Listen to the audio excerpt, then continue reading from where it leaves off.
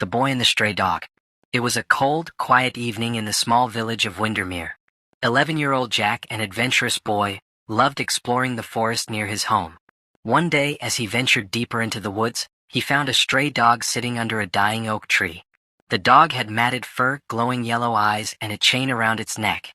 Despite its eerie appearance, it wagged its tail weakly when it saw Jack. Feeling sorry for the animal, Jack offered it some bread he had in his pocket. The dog devoured it hungrily. "I'll call you Shadow," Jack said, scratching behind its ears. Shadow followed Jack back to his house, where he hid the dog in the backyard. His parents had always forbidden him from bringing animals home, so he decided to keep it a secret. The Nightly Whispers. That night, strange things began to happen. Jack woke up to soft scratching sounds at his bedroom door. Thinking it was Shadow, he opened the door, but the hallway was empty. As he climbed back into bed, he heard faint whispers coming from the woods. The next morning, Shadow acted as if nothing had happened, playfully wagging its tail as Jack brought it more food. But the chain around its neck seemed tighter, almost as if it was alive and constricting the dog. Jack decided to investigate. He took Shadow back to the woods, hoping to find its owner or clues about its past. The deeper they went, the more Jack felt the atmosphere change.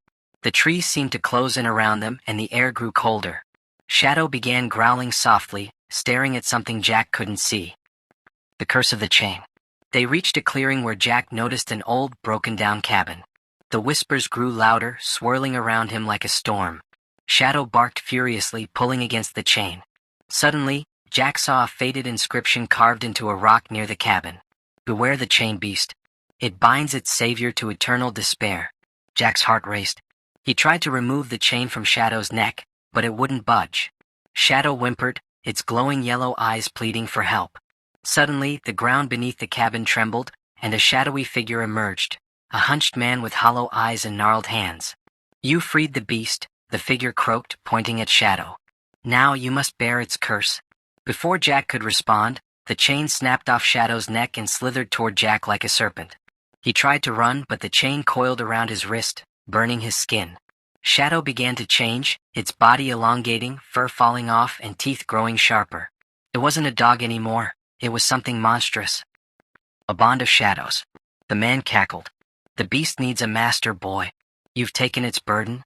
Jack felt an icy sensation spread through his body as the chain tightened.